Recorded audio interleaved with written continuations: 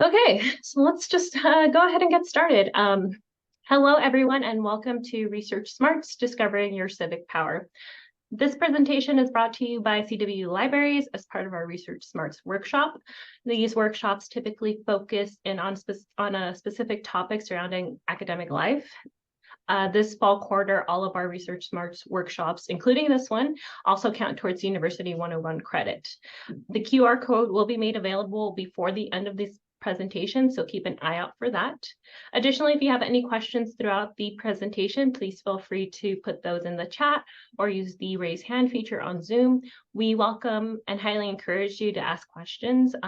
This is a very important topic that is in regards to your everyday life, so ask questions.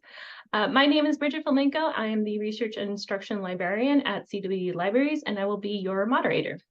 So I will let our presenters know about any questions you may have throughout the presentation. Additionally, I will be putting these slides in the chat for you to view, though these slides will not include the QR code.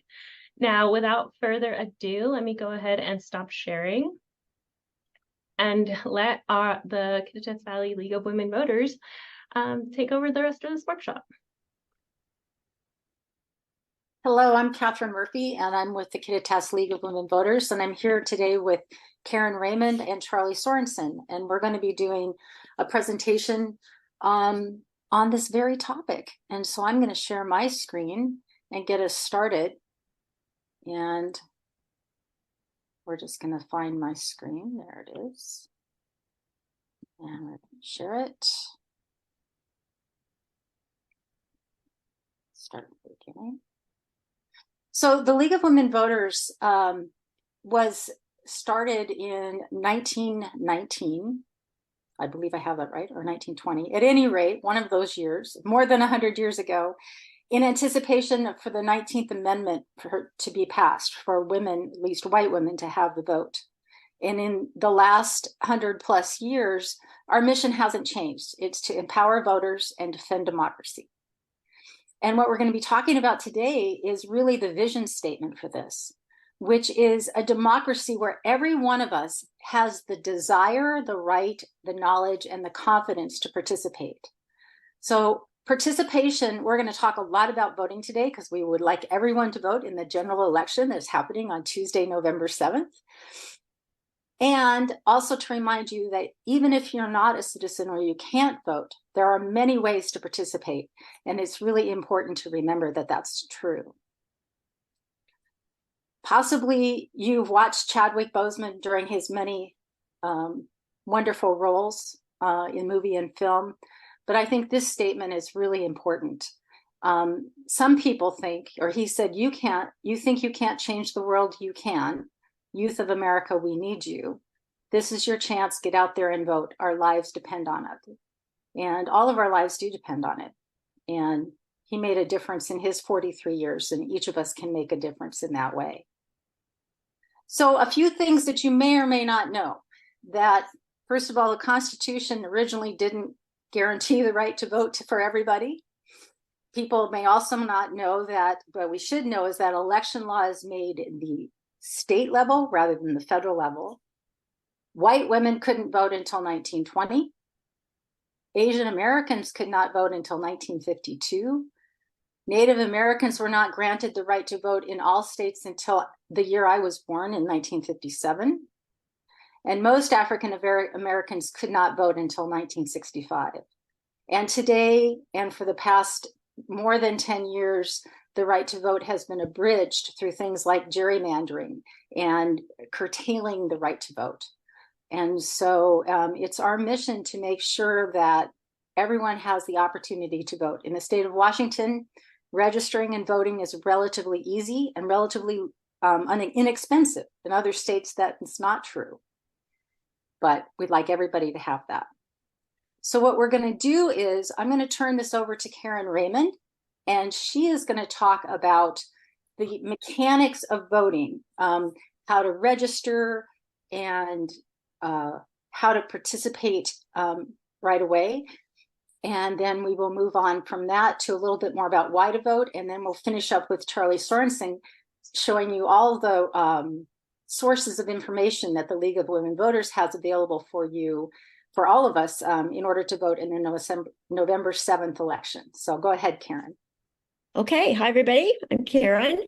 As Catherine mentioned, the state of Washington makes it pretty easy to vote and pretty easy to register, which isn't true of all states. So we're really fortunate here. In the state of Washington, in order to vote, you have to be a U.S. citizen, have to be at least 18 on election day. There are exceptions for this. Now, 17-year-olds can vote in a primary if they'll be 18 on the day of a general election.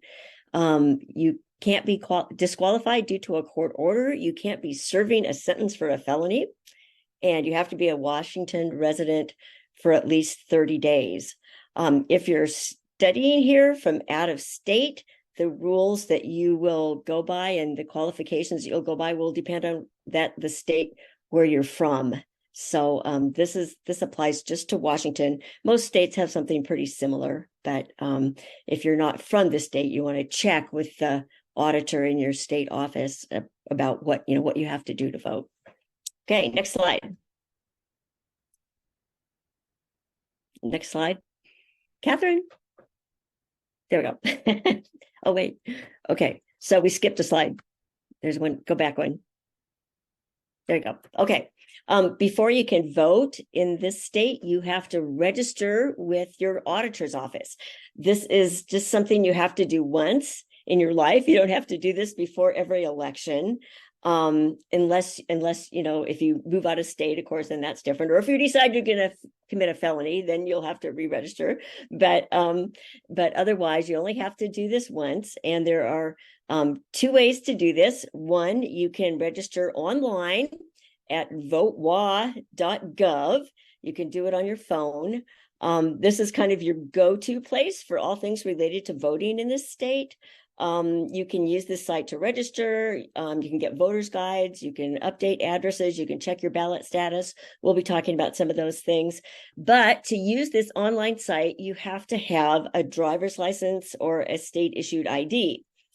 So the reason for this is that we use a system in this state where your signature on the outside of the envelope where you mail your ballot has to be compared to a signature that the state already has on file. So when you filled out your driver's license application or any other state ID application, you have to sign it. So then that signature will be compared with the signature on your ballot. If you don't have a state issued ID or a driver's license, then you need to register with a paper form. And then you can just use your social security number. And those paper forms are available in the auditor's office. I think ASCW office in the CIRC also has them. And there will be an election day hub right here on campus in the CIRC on November 7th. And you can register there. And I'll tell you a little bit more about that later. Okay, next slide. Thanks, Catherine. Okay. To register to vote on VoteWA, this will be the screen that will come up first. This is a screenshot. And if you aren't already registered after you enter this information, then you'll get to another screen where they'll ask you for the information in order to register. If you have already registered, then you'll get to next screen, please. Go ahead. Yeah. Then you'll get to the screen, which will have your information there. So if you log into VoteWA and you hit, this is me, and this comes up, you're already registered. And some people, you aren't sure because it may have happened a while ago, maybe when you got your driver's license. And so if this comes up, then it means you're already registered. But you can use this screen to update your address online. That's a really important thing because that determines not only what ballot you get, but also where your ballot will be mailed. Next screen. Okay, I'm going to talk a little bit about voting address because people have a lot of questions about this. Both the paper form and the online VoteWA site will ask for two different addresses. One is your residential address, and that's where you physically live, your street address, your dorm address, where you actually live. It can't be a post office box. And that will determine what is on your ballot. So if you register in Ellensburg, for example, and you use your dorm address or your local address as your residential address, then you will get a ballot that has all of the candidates and all of the issues that relate to the particular place in Ellensburg where you live. It won't have anything about, King County or another county in this election. Statewide election, it would be different. But so you want to decide where you want to indicate your residential address. And in this state, students can decide. You can decide to either register with your residential address here locally where you're in school, or you can register if you have a home address somewhere else. It's up to you. We usually encourage people to go ahead and register here locally, or to change their address to your local address. And here's why. If you're from a bigger community and you register to vote here in Ellensburg, your vote will count for more because there are fewer people here. So in Ellensburg, for example, students make up about half the population of the city and about a quarter of the population of the county. So if all the students registered with their residential address here at their local address, then students could really control the city and the county. So we encourage that, but it's up to you. Students can make up their own mind about where you want to put your residential address. Your mailing address just refers to where your ballot will be sent. So that can be anywhere on the planet. It could be, it could be somewhere abroad, or your local address here, or somewhere you're doing an internship. It can be anywhere. You just want to keep up with it. So if that mailing address changes, and you don't update your address, then your ballot will be returned to the auditor's office, and it may not count.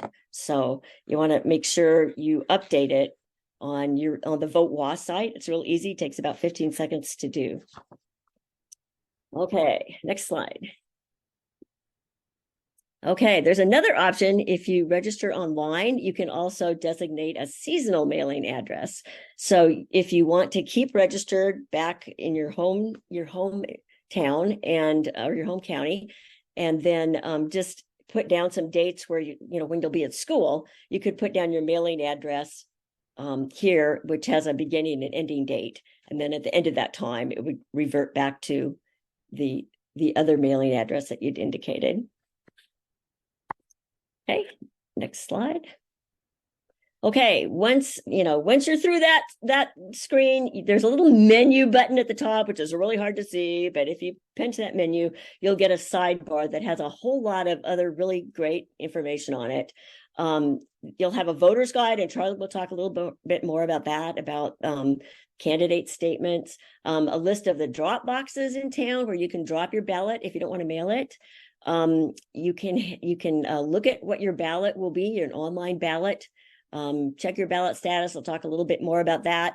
Down lower, there's who's filed for office anywhere in the state, any notes that the auditor has sent to you. Your voting history is here. So the fact that you voted is public information. Nobody knows how you voted. That's completely secret everywhere in the country. But the fact that you voted is actually public knowledge, and people can access that information. So you can check your voting history, and it'll have every election that you voted for in the state of Washington. The coolest thing about this really is up in the middle there, ballot stat or online ballot. So you can click on that, and a little bit later this week, this will go live. You can actually download a ballot from anywhere in the state. So if you're registered back at your hometown, and you don't get back to get your ballot, you had your ballot mailed back there, you can download a ballot here. And you have to mail it in. You can't vote online, but you can download your personal ballot online.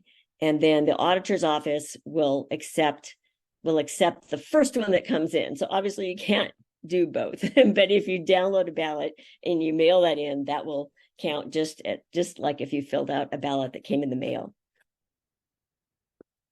Okay. Next screen, please. Okay, registration deadlines for this upcoming election. November 7th, you can register online or by paper until 8 days before the election. So that's October 30th, the day before Halloween. You can also register, change your address, and vote in person at the auditor's office or the student engagement hub right here at this in the CIRC right up until 8 o'clock on election day. So you can actually register and vote on the same day. We have same day registration in this state. Again, Washington just has an amazing system and tries to make it possible for everyone who wants to participate. Okay, next slide. Okay, in Washington, you'll get your ballot 18 days. Well, they're mailed 18 days before the election. So that gives you an opportunity to, talk with other people, do some research about who you want to vote for. And if you want little reminders to vote before every election, there you can sign up at vote.org or rockthevote.org, and they'll send you a little reminder, a little bit of a reminder, they'll send you a reminder before every election. And there's a lot of elections coming up.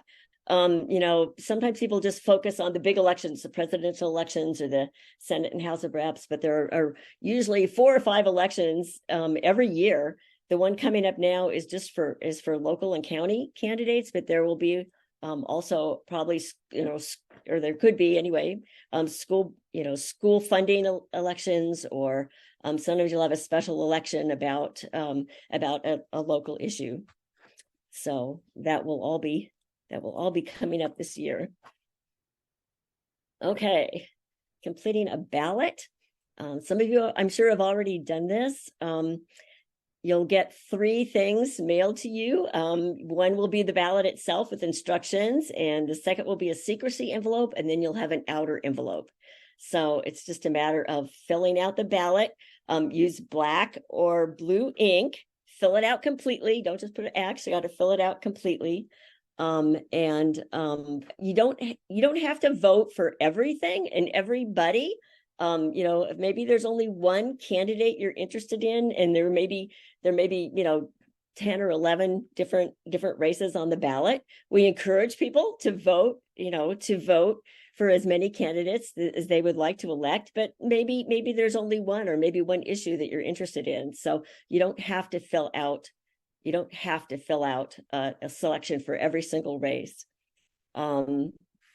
Anyway, you just put your ballot in the secrecy envelope, put the secrecy envelope in the outer envelope, and then, very importantly, you have to sign the outside of your envelope, and they'll compare your signature with the signature that was on your driver's license or your state ID or the registration form you filled out. And we'll get back to the signature in a minute, but then you have 3 choices as far as how to actually submit your ballot. One is you can mail it. You don't need a stamp. You can put it in a drop box, and there's one right outside of the CIRC on the east entrance of the CIRC. Or, next slide, you can take it to the auditor's office. And I mentioned that auditor actually has kind of a branch office here on election day called the Student Engagement Hub, which is in partnership with ASCW. And they have a site right here on campus in the CIRC. Students or any community member can come in and register, download a ballot, submit a ballot, all in one place. And they usually have pizza. So it's a pretty cool thing. In the past, up to 500 or 600 students have voted this way. It's really a wonderful service. And it started right here at Central. Now all the public 4-year colleges and some of the 2-year colleges have an engagement hub on their campus, but we were the first ones. The former auditor and the ASCW folks back in, I think, 2018 started this, and it's been a really wonderful service. And we volunteer there, and they're always looking for volunteers. So if you're interested, contact ASCW. Okay. We have a short 45-second video about the importance of signing your ballot, which I am going to start here. I just need to find it. I need to share my sound, not including.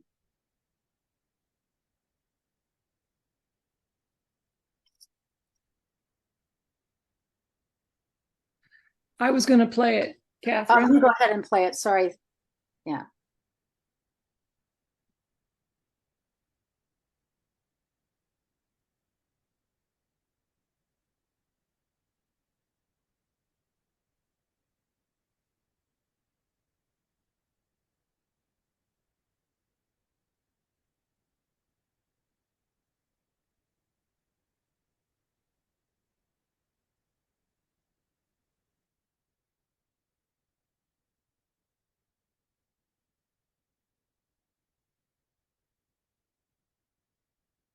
Or not.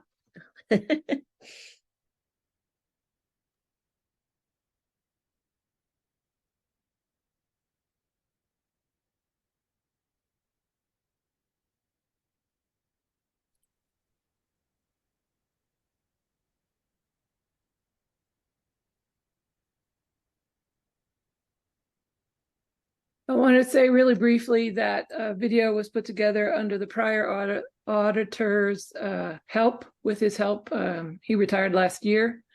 And the single largest reason, highest percentage of rejected ballots pretty much across the state is missing or mismatched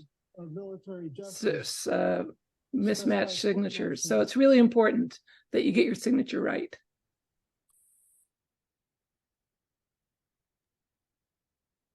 Okay, back to this. Let's see. That didn't play. Did it play?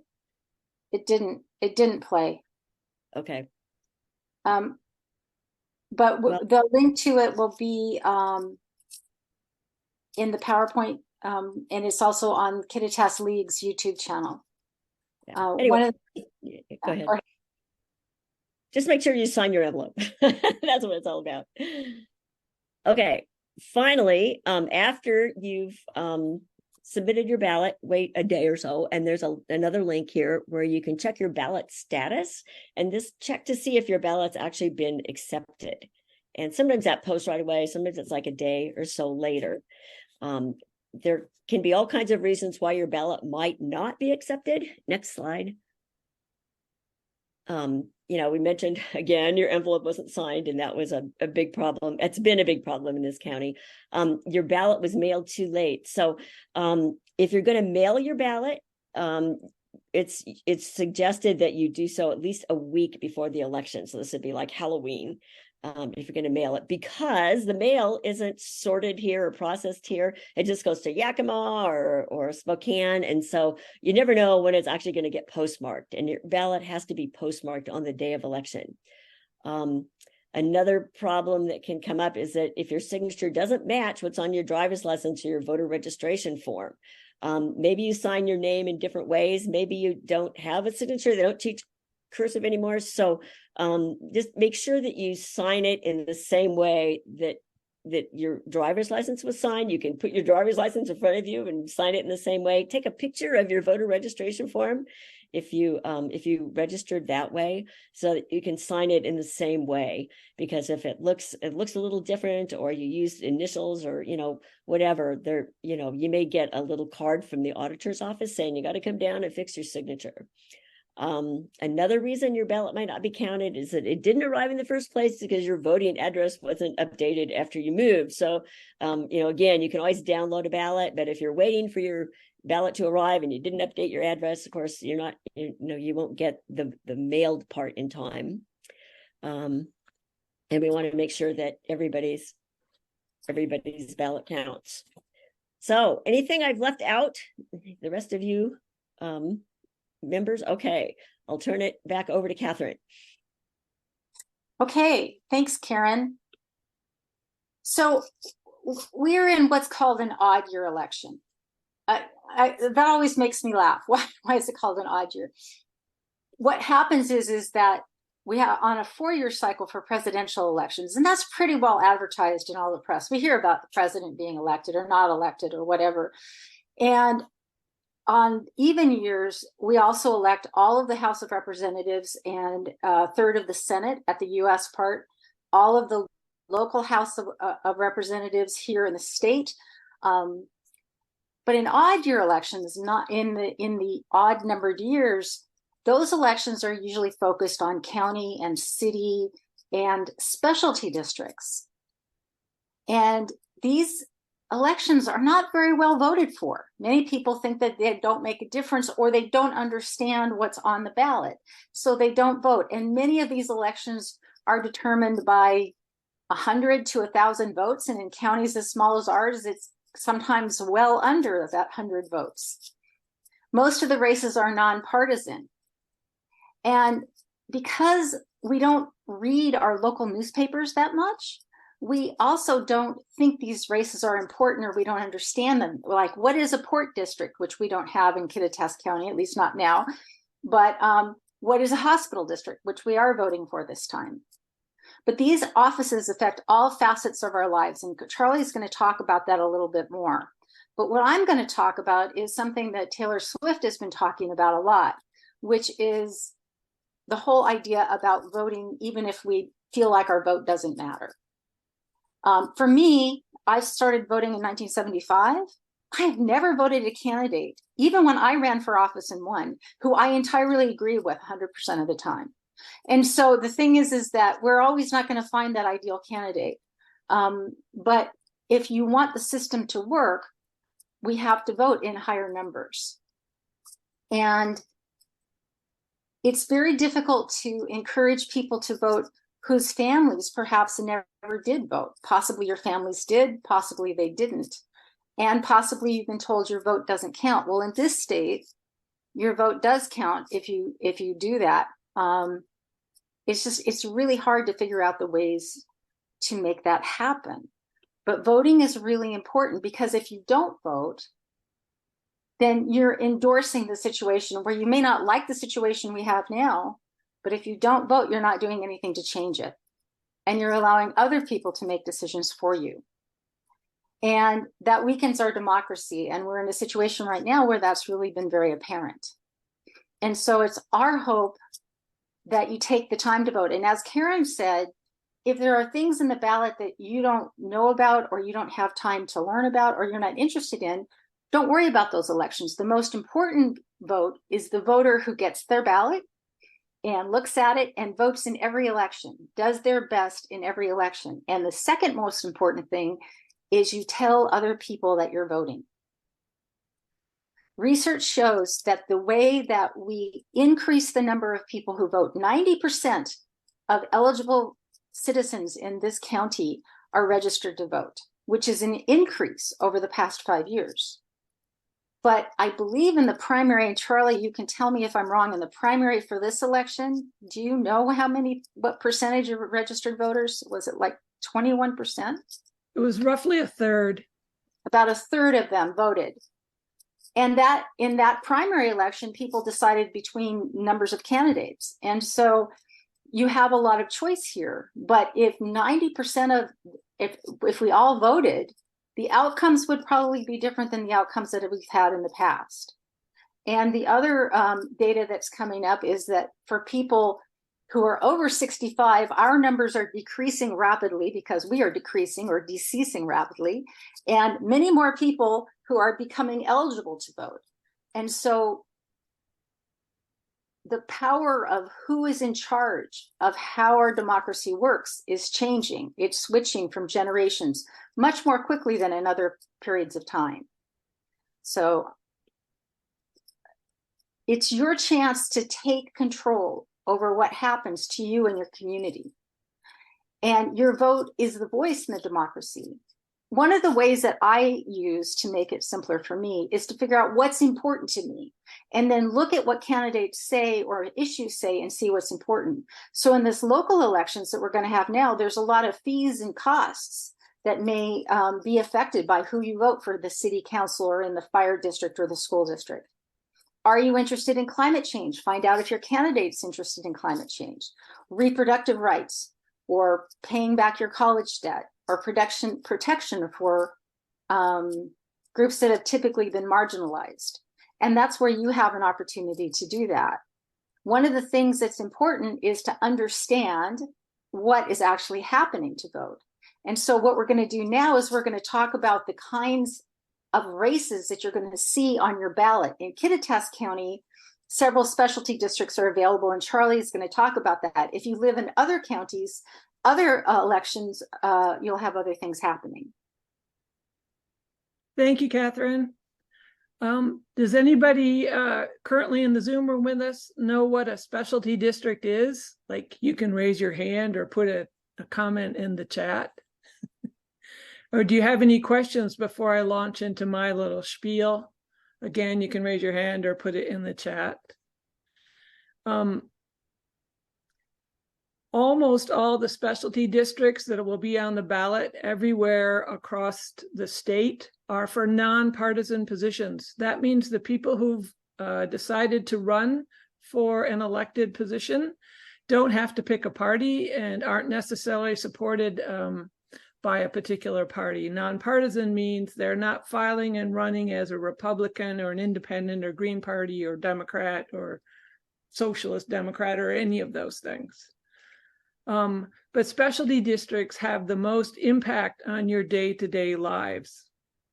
They include things like the school board directors, city council members, mayors, hospital districts, fire, water, and public utility districts.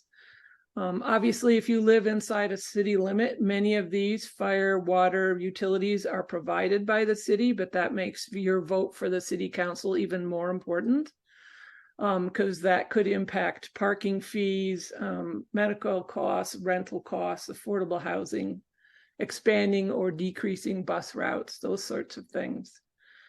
And again, as we've already mentioned, specialty districts by design actually have very small, relatively small. This is not true for King County or Pierce or Clark, but that geographically divides the space up so that water districts only cover a particular geographic area. Fire districts, there are 7 in this county. And one of them, Fire District 2, merged with the City of Ellensburg Fire Department to become Kittitas Valley Fire and Rescue. So whether or not the fire department comes to your place and puts out a fire or sends the 911 response emergency ambulance really depends on where you live and what services that a fire district has decided through its elected board to provide and or charge for. So you really should care about voting in these odd year elections, because all of them have the most direct impact on your daily life in terms of services offered, fees charged, and that sort of thing. Are there any questions? Okay, next slide, please.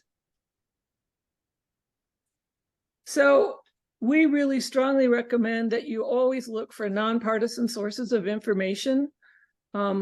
League of Women Voters are always nonpartisan when it comes to candidates and political parties. We don't care how you vote or who you vote for. We just want you to be voting in order to be represented in our democracy. So votewa.gov is the state's all things vote. We have our own website up here, and the Kittitas County Auditor's website has local links to voters pamphlet, and that once voting starts on the 20th, they'll have an update on how many ballots have been brought in. And then in the broader races, Ballotpedia, vote.org, the state elections website, vote411.org is the National League of Women Voters database, and they put candidate responses to their questions side by side so you can compare them. It's really good. It doesn't take very long. And on our own website at kittitasleague.org, when our own voter guide went live this morning, we've got links to all the candidates in contested elections listed on our voters guide, and we've linked wherever we can find them. We've linked to their campaign pages if they have them, their Facebook campaigns if they have them, to the Public Disclosure Commission, so you can see who's paying to get these people elected or who's supporting their race or opposing the race financially.